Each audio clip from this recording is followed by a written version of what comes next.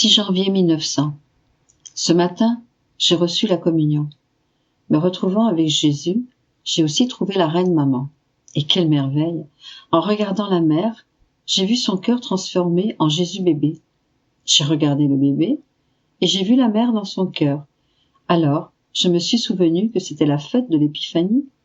À l'exemple des saints rois mages, j'aurais voulu offrir quelque chose à Jésus bébé, mais je n'avais rien à lui donner. Alors, à travers ma misère, la pensée me vint de lui offrir comme myrrhe mon corps avec toutes les souffrances des 12 années pendant lesquelles j'avais été alitée, prête à souffrir et à continuer aussi longtemps qu'il le désirerait. Comme or, je lui offris les douleurs que je ressens quand il me prive de sa présence, ce qui est pour moi la chose la plus souffrante et la plus douloureuse. Commençant, je lui offris mes pauvres prières, en les unissant à celles de la reine maman, afin qu'elles soient plus acceptables pour Jésus bébé. J'ai fait mon offrande dans la confiance totale que l'enfant allait l'accepter. Cependant, il me sembla que même si Jésus acceptait ma pauvre offrande avec grand plaisir, ce qu'il aimait le plus était la confiance avec laquelle je l'offrais. Il me dit, la confiance a 2 bras. Avec le premier, on embrasse mon humanité et on en use comme d'une échelle pour s'élever jusqu'à ma divinité. Avec l'autre, on embrasse ma divinité et on obtient d'elle des torrents de grâce céleste. Ainsi, l'âme est tout inondée par l'être divin. Quand l'âme a confiance, elle est sûre d'obtenir ce qu'elle demande. Je garde mes bras attachés et je laisse l'âme faire ce qu'elle veut.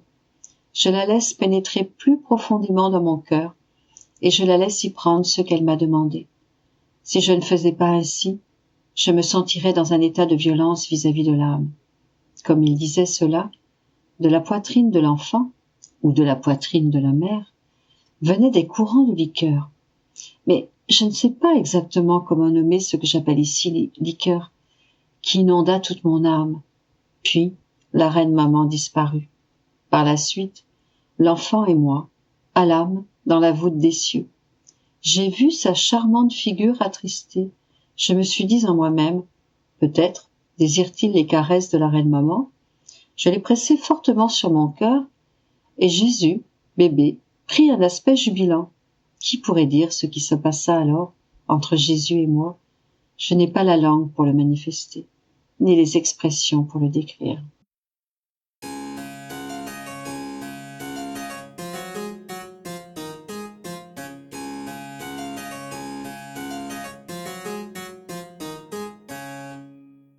« 6 janvier 1901. Jésus se communique aux 3 rois mages avec amour, beauté et puissance. Me trouvant hors de mon corps, il me sembla voir le moment où les saints mages sont arrivés dans la grotte de Bethléem. Dès qu'ils furent en présence de l'enfant, celui-ci se fit un plaisir de faire briller extérieurement les rayons de sa divinité en se communiquant à eux de 3 façons, avec amour, avec beauté et avec puissance. Ainsi, ils sont restés ravis et absorbés en présence du petit enfant Jésus, tellement que si le Seigneur n'avait pas caché derrière son humanité les rayons de sa divinité, les mages seraient restés là pour toujours, sans ne plus pouvoir bouger. Dès que l'enfant retira sa divinité, les saints mages revinrent à eux-mêmes, stupéfaits de voir un si grand excès d'amour, car dans cette lumière, le Seigneur leur avait fait comprendre le mystère de l'incarnation. Ensuite, ils se levèrent et offrirent leurs dons à la reine mère. Elle a parlé longuement avec eux, mais je ne peux pas me rappeler de tout ce qu'elle disait. Je me souviens seulement qu'elle les a incités fortement à travailler à leur salut et à celui de leur peuple. Ils devaient n'avoir aucune crainte d'exposer leur vie pour atteindre ce but. Après cela, je me retirai en moi-même et me retrouvai en compagnie de Jésus. Il voulait que je lui dise quelque chose, mais je me voyais si mauvaise et tellement confuse par son invitation que je n'osais rien dire. En voyant que je ne disais rien, Jésus continua de me parler des saints mages. Il me dit, en m'étant communiqué aux mages de 3 façons, je leur ai obtenu 3 effets, car je ne me communique jamais aux âmes inutilement. Elles reçoivent toujours quelque chose pour leur profit. Ainsi, en me communiquant avec amour, je leur ai obtenu la grâce du détachement d'eux-mêmes. En me communiquant avec beauté, je leur ai obtenu la grâce du mépris des choses de la terre. Et en me communiquant avec puissance, je leur ai obtenu la grâce que leur cœur reste totalement lié à moi et qu'ils aient le courage de verser leur sang pour moi. Jésus ajouta, « Et toi, que veux-tu? Dis-moi, m'aimes-tu? Comment voudrais-tu m'aimer » Et moi, ne sachant quoi dire, et plus confuse que jamais, je répondis, « Seigneur, je ne veux rien d'autre que toi, et si tu me dis m'aimes-tu, je n'ai pas de parole pour te répondre. Je peux seulement te dire que j'éprouve en moi cette passion qui veut que personne ne puisse me dépasser en amour pour toi. Je désire t'aimer plus que tous, et que personne ne puisse me surpasser en amour pour toi. Mais cela ne me satisfait pas. Pour être satisfaite, je veux t'aimer au moyen de ton propre amour, et ainsi pouvoir t'aimer avec l'amour avec lequel tu t'aimes toi-même. Ah oui, alors seulement cesseront mes craintes au sujet de mon amour envers toi. Content de mes sottises, si je peux dire, Jésus me serra tellement contre lui que je me vis intérieurement et extérieurement transformée en lui, et il me communiqua une partie de son amour. Après, je suis revenue en mon corps.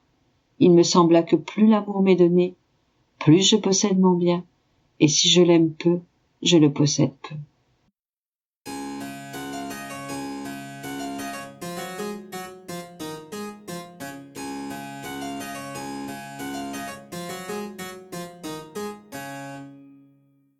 « 6 janvier 1902.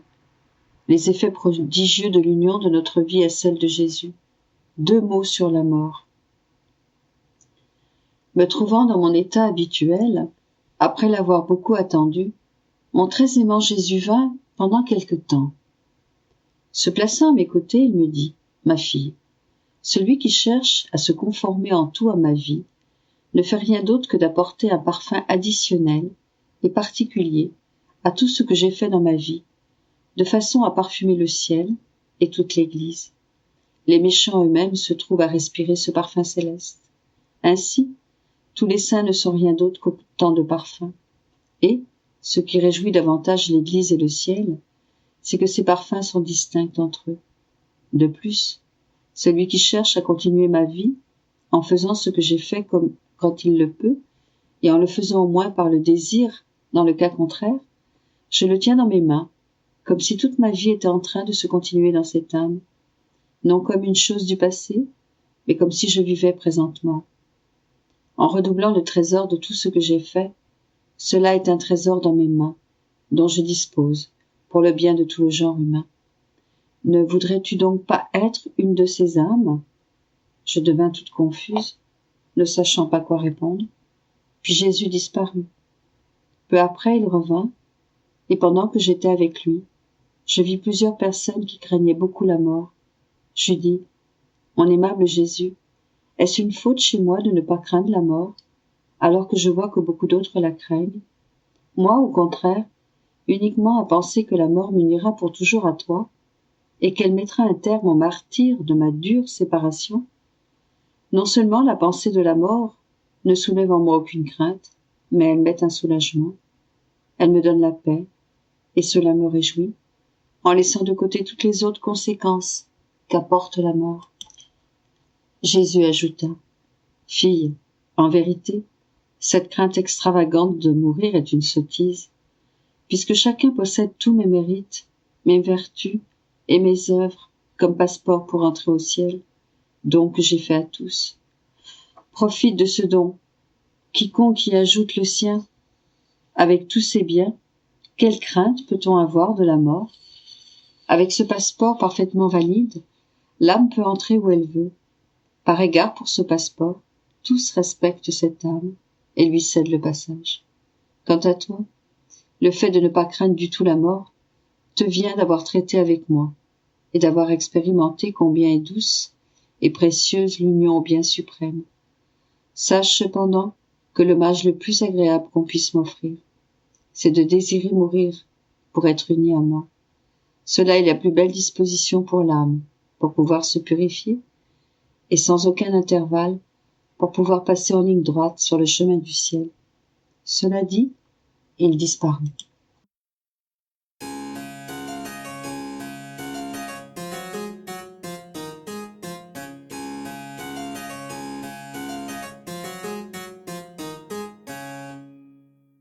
« 6 janvier 1904. L'humanité forme une seule famille. Quand quelqu'un fait une bonne action et l'offre à Dieu, la famille humaine entière participe à cette offrande qui parvient à Dieu comme si tous l'offraient. Poursuivant dans mon état habituel, bébé Jésus est venu et après s'être placé dans mes bras, il m'a béni de ses petites mains et m'a dit : « Ma fille, puisque l'humanité ne forme qu'une seule famille, quand quelqu'un fait une bonne action et l'offre à Dieu, la famille humaine entière participe à cette offrande qui me parvient comme si tous l'offraient. Quand les rois mages m'ont offert leurs cadeaux, je voyais toutes les générations humaines présentes en leur personne, et tous ont participé au mérite de ces offrandes. La première chose qu'ils m'ont offerte fut de l'or. En retour, je leur ai donné la connaissance et la compréhension de la vérité. Mais sais-tu quel or j'attends des âmes ? Pas de l'or matériel, non, mais de l'or spirituel, c'est-à-dire l'or de leur volonté, l'or de leur affection, l'or de leur désir et de leur goût personnel, en somme, l'or de tout l'intérieur de l'homme. C'est tout l'or de l'âme que je veux pour moi, bien que l'âme ne puisse pas facilement me faire un tel don sans se sacrifier. La myrrhe, comme un fil électrique, lie l'intérieur de l'homme, le rend plus brillant et lui donne des nuances multiples de couleurs qui procurent toutes espèces de beauté à l'âme. Cependant, il faut un moyen qui, comme un parfum et une brise, provenant de l'intérieur de l'âme, maintiennent les couleurs et la fraîcheur toujours vivantes, permettent d'offrir des cadeaux et d'en obtenir de plus grands que ceux donnés, et qui forcent celui qui reçoit et donne de demeurer à l'intérieur de l'âme afin qu'elle soit en continuelle conversation avec lui. Quel est donc ce moyen ? C'est la prière, particulièrement la prière intérieure, qui convertit en or non seulement les œuvres intérieures, mais aussi les œuvres extérieures. C'est là l'encens.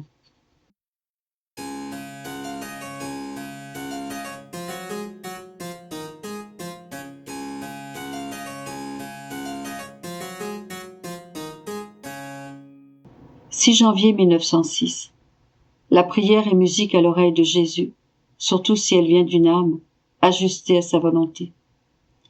Je poursuivais dans mon état habituel et je me trouvais en prière quand Jésus béni vint. Il m'étreignit fortement et me dit : « Ma fille, la prière est musique à mon oreille, surtout quand elle vient d'une âme totalement ajustée à ma volonté, de telle façon qu'on perçoive en elle une continuelle attitude de vie dans la divine volonté. C'est comme s'il y avait dans cette âme un autre Dieu qui me joue cette musique. Oh, qu'il m'est agréable de trouver ainsi quelqu'un qui soit mon égal et me rende les honneurs divins. Seulement ceux qui vivent dans ma volonté peuvent atteindre ce point. Toutes les autres âmes, même si elles font beaucoup et prient beaucoup, me présentent des choses et des prières humaines, pas divines. Par conséquent, elles n'ont pas cette puissance et cet attrait pour mon oreille.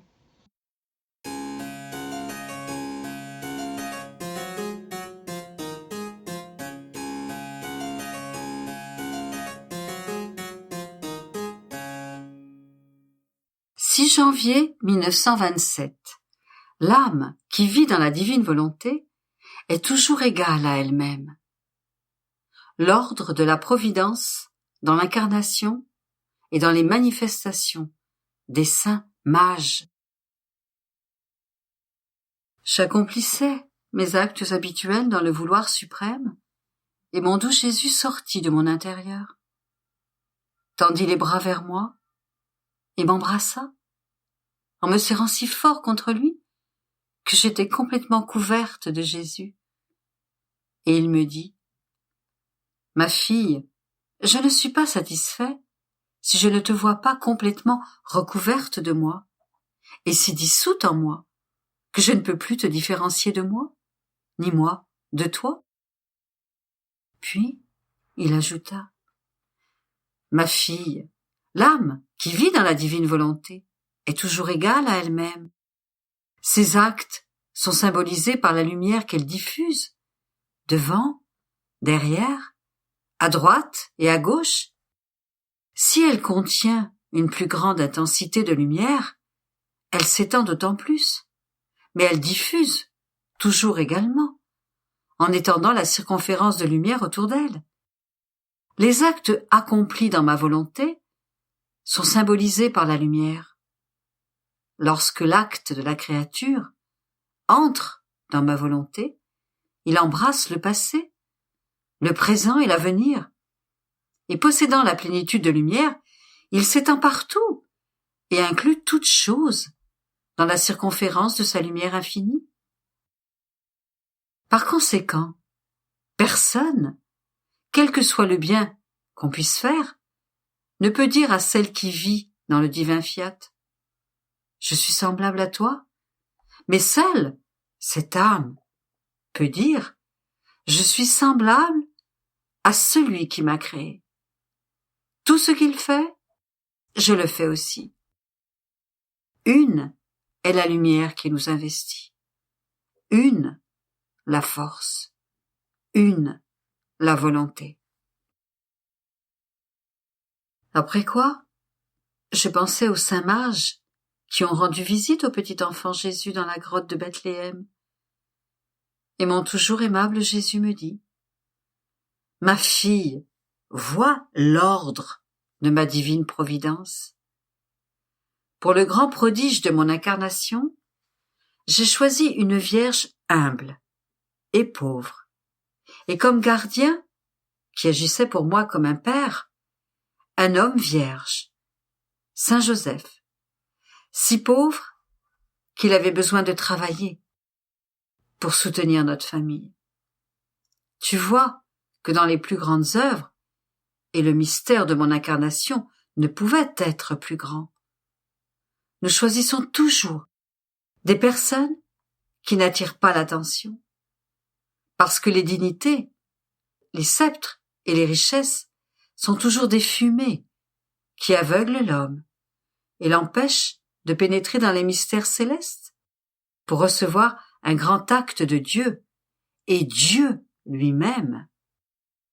Mais afin de manifester aux créatures la venue du Verbe de Dieu sur la terre, j'ai voulu l'autorité royale d'hommes savants et érudits, afin que par leur autorité, ils puissent diffuser les connaissances du Dieu qui est né et l'imposer eux-mêmes au peuple.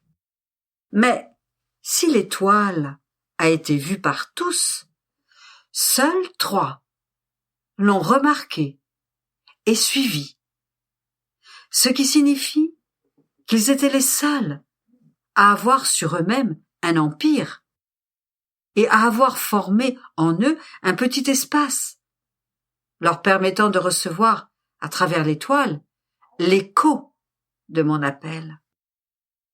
Et sans se soucier des sacrifices, des commérages et des moqueries, car ils se mettaient en route vers un lieu inconnu et devaient entendre bien des critiques, ils ont suivi l'étoile, unis à mon appel qui résonnait en eux, les illuminait, les attirait et leur parlait de celui auquel ils devaient rendre visite.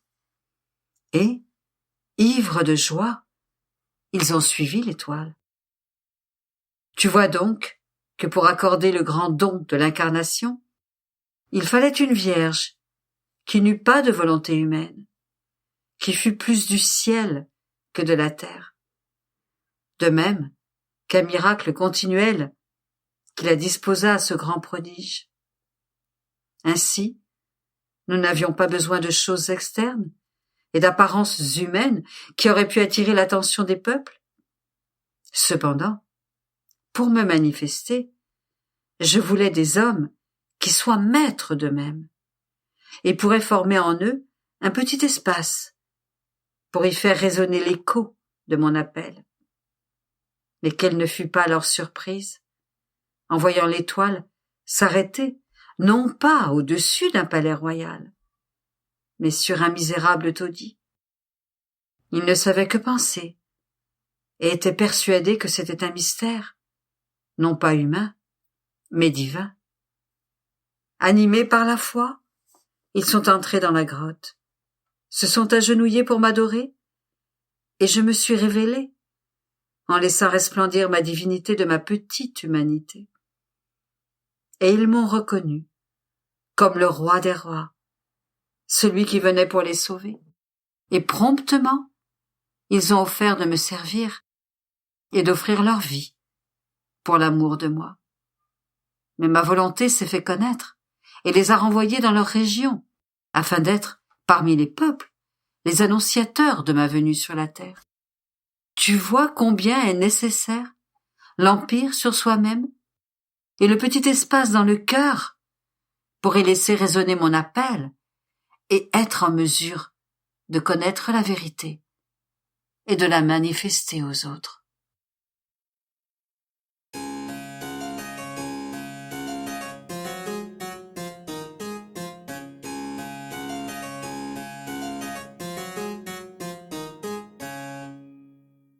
« 6 janvier 1928. La création de l'homme. La divine volonté a donné en elle-même des demeures aux créatures, et les créatures refusent de la laisser entrer en elles pour y régner. La divine volonté est partout, et toute vie en est issue. La compétition entre le créateur et la créature pour donner et recevoir marquait le début de célébration, de jeu, de joie et d'une conversation entre le créateur et la créature. Seule la divine volonté possède la vertu de maintenir belles les œuvres de Dieu. Je me sentais tout abandonnée dans la divine volonté. Sa lumière me revêtait entièrement, et je faisais ma ronde dans ses actes lorsque mon adorable Jésus se manifesta en moi et me dit « Ma fille, ma volonté est immense, et en amenant les créatures à la lumière du jour, ma volonté les conservait en elles, comme autant de petites demeures où elle devait, de droit, régner et voir le développement de sa vie. Mais alors que dans sa bonté et sa libéralité, elle donnait l'espace et tout le nécessaire pour former en elle ces petites demeures, les créatures, avec une horrible ingratitude, refusent d'accorder à ma divine volonté le droit de demeurer en elle. Et avec en elle autant de demeures formées que de créatures, ma volonté a la douleur de ne pas avoir de demeure, car les créatures ne veulent pas la laisser entrer. Pour ma volonté, c'est comme si elle voulait former de nombreuses demeures dans la mer ou dans la lumière du soleil, que la mer et le soleil leur procurent l'espace et qu'elles refusent ensuite de laisser l'eau et la lumière du soleil régner et avoir la première place dans ces demeures. Si la mer et la lumière étaient douées de raison, elles en éprouveraient une telle douleur que la mer recouvrirait ces demeures de ses vagues pour les détruire et les enfouir dans son sein. Et la lumière du soleil les aurait réduites en cendres par sa chaleur, pour se débarrasser de ces demeures indignes qui lui avaient fermé leurs portes. Et pourtant, la mer ni le soleil ne leur avaient pas donné la vie, mais uniquement l'espace. Ma divine volonté, par contre, a donné la vie et l'espace aux demeures de ces créatures en elle, car il n'est aucun lien où elles ne soient pas, ni aucune vie qui ne sorte d'elles. C'est pourquoi la douleur de ma volonté est immense et incalculable lorsqu'une créature refuse de la laisser régner en elle. Sentir ces vies palpiter en elle, former le même battement de cœur et rester à l'extérieur comme une étrangère, comme si ces créatures ne la concernaient pas, est un affront et une monstruosité si grand que les créatures qui refusent de laisser régner en elles ma volonté mériteraient une condamnation à perpétuité et la destruction. Ma fille, ne pas faire ma volonté peut sembler être une bagatelle aux yeux des créatures, mais c'est un mal si grand et une ingratitude si noire qu'aucun autre mal ne lui ressemble. Après quoi, je continuais ma ronde dans le divin fiat, et arrivé au point où Dieu créait l'homme, je me disais, pourquoi a-t-il pris tant de plaisir à me créer? Il n'était pas comme ça pour toutes les autres choses qu'il a créées? Et mon bien-aimé Jésus, se manifestant en moi, me dit, ma fille, en créant toute la création avec tant d'ordre et d'harmonie, nous avons donné de nous-mêmes, sans avoir à en recevoir quoi que ce soit. Par contre, en créant l'homme et en lui donnant de nous-mêmes, nous lui avons donné la capacité de nous rendre nos dons comme les siens propres, de telle sorte que nous devions toujours donner, si bien que cela devait constituer une sorte de compétition entre lui et nous.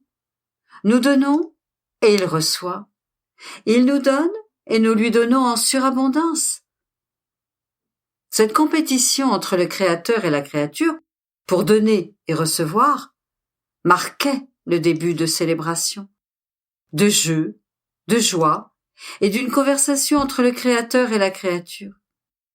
Ainsi, en voyant la petitesse de la créature célébrer avec notre suprême majesté, jouer, se réjouir, converser avec nous, nous ressentions une telle joie, une telle intensité d'amour pour avoir créé l'homme, que tout le reste du créé nous paraissait peu de choses en comparaison de la création de l'homme.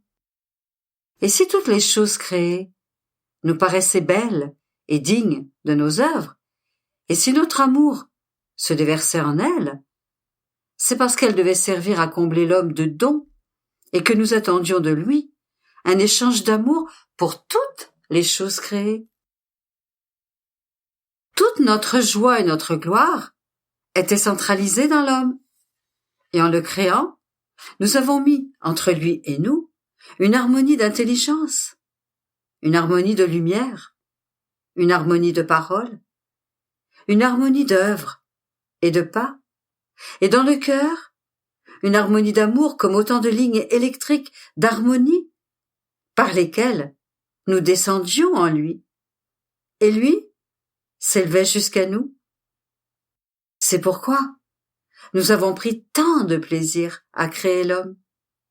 Et si la souffrance qu'il nous a causée en se retirant de notre volonté était si grande, c'est parce qu'il brisait ces harmonies, changeait notre fait en souffrance pour nous et pour lui, détruisait nos plus grands desseins et déformait notre image que nous avions créée en lui.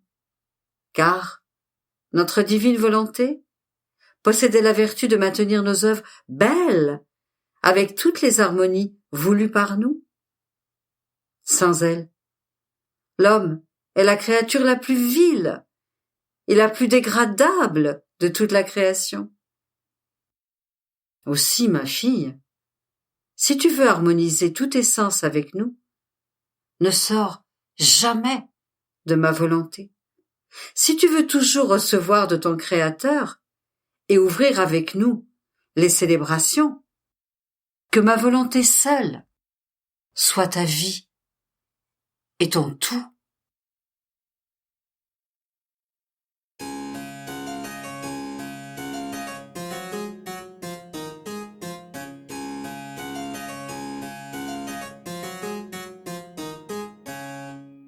« 6 janvier 1929.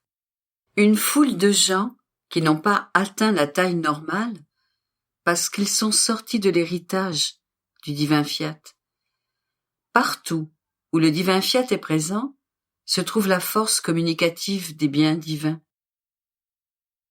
Je continue dans mon abandon habituel au divin fiat, et en suivant ces actes, je vis une foule de gens, tous de petite taille, mal nourris, maladifs, maigrelets, et certains blessés.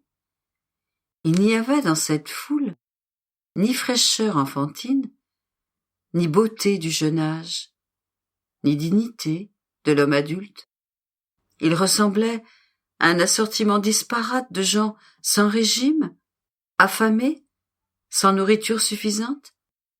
Et lorsqu'il mangeait, il semblait ne jamais être rassasié. Quelle pitié éveillait en moi cette grande foule qui semblait représenter presque le monde entier. Je ne savais pas qui ils étaient, ni quelle était la signification de leur nature, et pourquoi aucun d'eux n'avait atteint sa taille normale. Et mon bien-aimé Jésus se manifesta en moi et me dit : « Ma fille, quelle foule de malheureux ! Ils ne sont rien d'autre que la grande foule de ceux qui sont sortis de l'héritage paternel, don de leur Père céleste.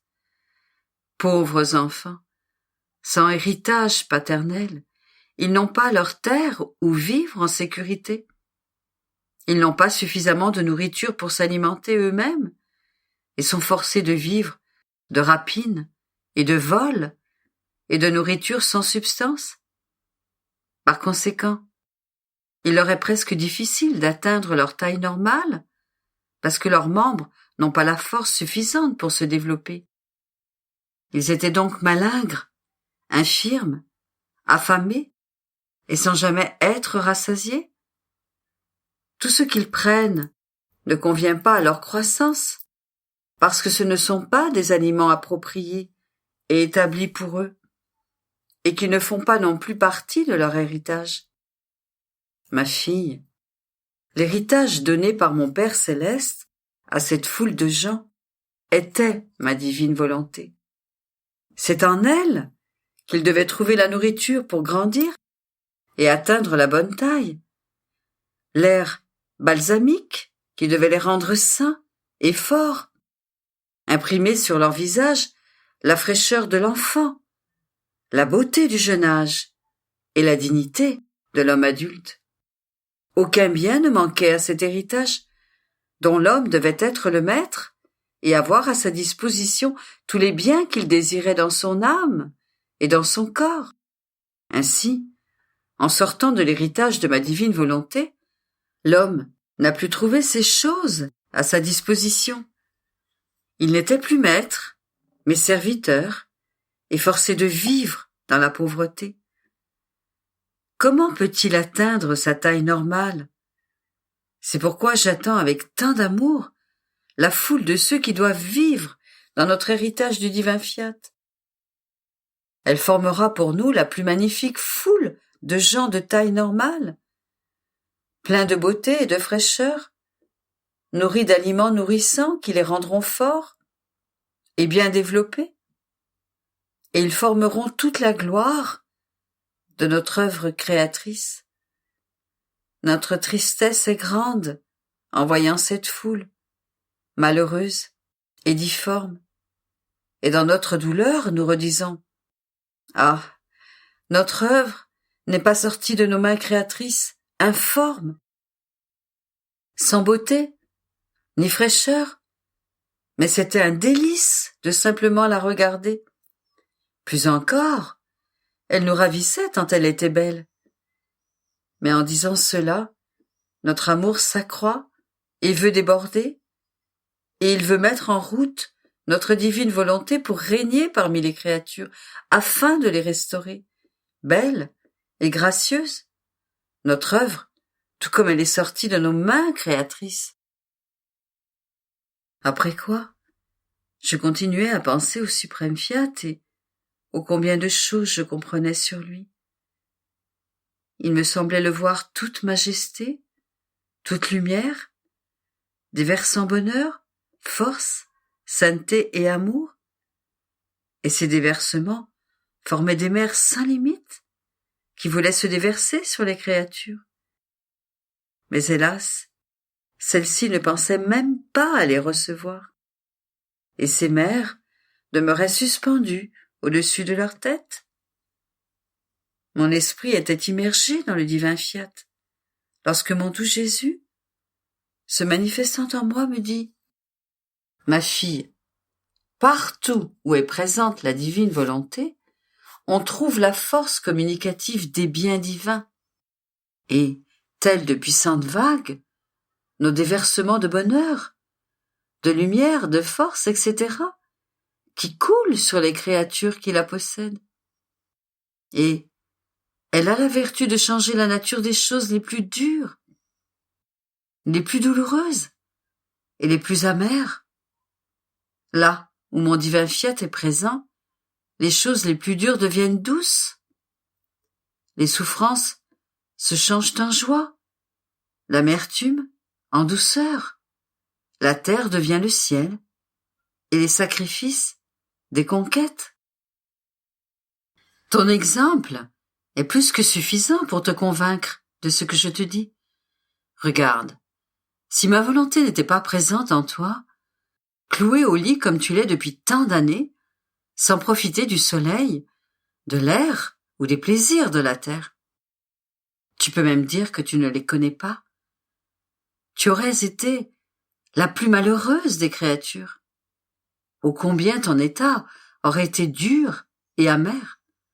Cependant, mon divin fiat, qui possède la source du bonheur, en se déversant sur toi, pour couler même dans la moelle de tes os, te communique son bonheur, et avec sa force, endort en toi tous les maux, et te rend heureuse. Et si tu savais combien il me plaît de te savoir heureuse? De plus, je te vois heureuse, non pas parce que tu es dans un état de plaisir ou d'amusement, mais confinée au lit. Cela me ravit, me fait trépigner d'amour et m'attire tellement vers toi. Et dans mon délire d'amour, je dis, ô prodige de mon divin fiat, qui rend ma fille heureuse dans un état que le monde aurait qualifié de malheureux, infortuné, et peut-être encore jamais vu, ni compris. Pourtant, avec ma divine volonté, elle est la plus heureuse des créatures, la plus paisible, maîtresse d'elle-même, parce qu'en elle coule la veine du bonheur de mon fiat qui sait convertir toute chose en joie et bonheur sans fin. Ma fille, voir la créature heureuse est ma seule satisfaction. Et comme ce qui la rend malheureuse est la volonté humaine, aussitôt enlevée, tous les malheurs disparaissent et n'ont même plus aucune raison d'exister. Mais seule, ma volonté est ce qui fait mourir tout malheur humain. Devant elle, tous les maux s'effacent. Ma volonté est comme le soleil du matin qui se lève et a la vertu de dissiper les ténèbres de la nuit. Devant la lumière, l'obscurité meurt et n'a plus aucun droit d'exister. Il en est ainsi avec ma divine volonté.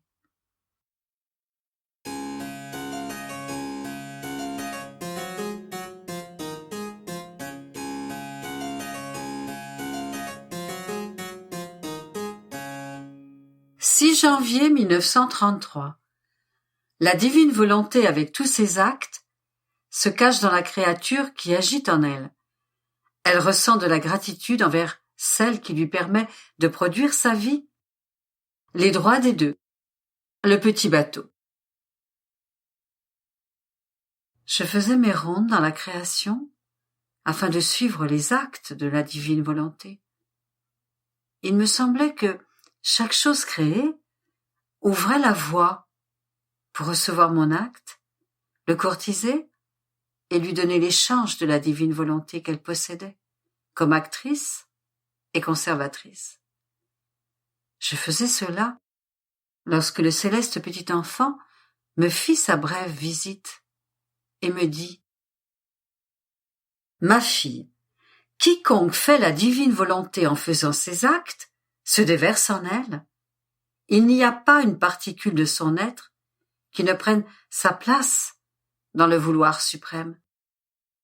Comme toute chose est enclose dans mon vouloir, tout ce que Dieu a créé, tout ce qu'il a fait et fera, tout est déversé dans l'acte de la créature comme en un seul acte, de telle sorte que cet acte est rempli, embelli et encerclé par tout ce que ma volonté a fait et fera, si bien que tu peux voir tous les actes divins imprégnés, fusionnés et entourés dans l'acte de la créature. Lorsque ma volonté agit dans notre divinité, ainsi que dans les actes humains, elle ne sait ni ne veut se détacher de l'acte humain. Elle unit au contraire les deux et forme le nouvel acte qu'elle veut accomplir. On peut dire que tout notre être divin avec tous ses actes se déverse sur la créature. Nous nous cachons et nous nous enfermons dans la créature, tout en restant ce que nous sommes dans notre immensité et notre interminable puissance. Mais notre bonheur est redoublé de la part de la créature, parce qu'elle nous a donné l'occasion de dédoubler notre vie avec nos actes, et nous recevons la gloire, l'honneur, l'amour de notre vie, et nos actes mêmes, de la part de celle qui permet d'être possédée par notre volonté. C'est ce qui se passe avec le soleil, qui de la hauteur de sa sphère se donne à la terre.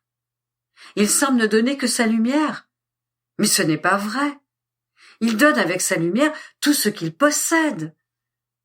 Cela est si vrai que tu peux voir la terre recouverte d'une variété de couleurs, de goûts et de saveurs. Qui a donné tant de beauté, de substance et autant de couleurs? La lumière? Ah non! C'est parce que la lumière a donné la substance, les propriétés, que la lumière, le soleil, possède. On peut dire que la terre est enrichie, embellie par les propriétés que possède le soleil. Mais alors que le soleil donne, il ne perd rien de ce qu'il possède. Oh, si le soleil pouvait raisonner, comme il se sentirait plus heureux et glorifié du grand bien qu'il donne à la terre. Reproduire notre vie et nos actes dans notre créature bien-aimée est pour nous un bonheur. Et nous goûtons la grandeur de la créature qui nous a donné le chant pour faire usage de notre pouvoir communicatif et nous reproduire en elle. Et moi, en entendant cela, je me disais, et s'il y a le péché, les passions, comment la créature peut-elle recevoir ce grand bien? Et Jésus ajouta, bienheureuse fille, lorsque l'âme est à la merci de ma volonté, celle-ci a la vertu de faire perdre la vie du mal. Il n'y a pas de péché ou de passion qui ne ressentent ce coup mortel. Ils meurent de leur propre mort. Lorsque ma volonté règne dans l'âme, ils sentent leur vie s'en aller. Quant au mal, ma volonté est comme la glace, qui fait que les plantes fanent, se dessèchent et meurent. C'est comme la lumière pour les ténèbres, qui, lorsque paraît la lumière, disparaissent et meurent. En fait, personne ne sait où elles sont parties. Ma volonté est comme la chaleur pour le froid. Le froid meurt sous la vertu de la chaleur. Si la glace, la lumière et la chaleur peuvent faire mourir les plantes, les ténèbres et le froid, ma volonté a bien plus encore la vertu de faire mourir tout mal. Tout au plus, si l'âme ne permet pas d'être toujours dominée par ma volonté, alors, là où ma volonté ne règne pas toujours, elle ne peut communiquer tous les biens et convertir toutes choses en vie divine. Et là où manque la vie divine, c'est là que surgit le mal. Et il peut se passer ce qui arrive aux plantes lorsque la force de la glace est enlevée. Bien que fatiguées, elles commencent à reverdir. Si la lumière est retirée, les ténèbres sont de retour. Et si la chaleur est enlevée, le froid revient. C'est pourquoi il y a grande nécessité de toujours faire ma volonté et de vivre toujours en elle. Si tu veux pouvoir bannir tout mal et éradiquer même les racines de tes passions, plus encore, mon divin vouloir veut toujours donner à la créature. Mais afin de donner, il se tient à l'affût pour voir à quel point la créature agit dans ma volonté. Parce que, pour chaque acte accompli dans ma volonté, la créature acquiert un droit divin. Ainsi, les actes accomplis par la créature sont autant de droits acquis dans la mer de mon fiat, et ma volonté acquiert le même nombre de droits sur la créature. Ces droits, de part et d'autre, font de Dieu et de la créature des propriétaires. Et ma volonté dédoublée et enfermée dans l'âme, selon ce que la créature est capable de contenir, prend la créature dans la mer immense de son vouloir qui règne en Dieu. Comme ma volonté veut toujours donner et augmenter toujours la capacité de la créature, elle prend de la mer de ma volonté et agrandit la petite mer du vouloir dans les profondeurs de l'âme. On peut dire qu'elle fait de l'âme un petit bateau afin d'aller et de tourner dans la mer immense de son vouloir. Et dans la mesure où l'âme est disposée et agit, ma volonté enclôt à son tour de nouvelles doses de divine volonté. Par conséquent, je te veux toujours dans ma volonté, afin que tu me donnes le droit de pouvoir toujours te donner, et toi, de pouvoir toujours recevoir. Fiat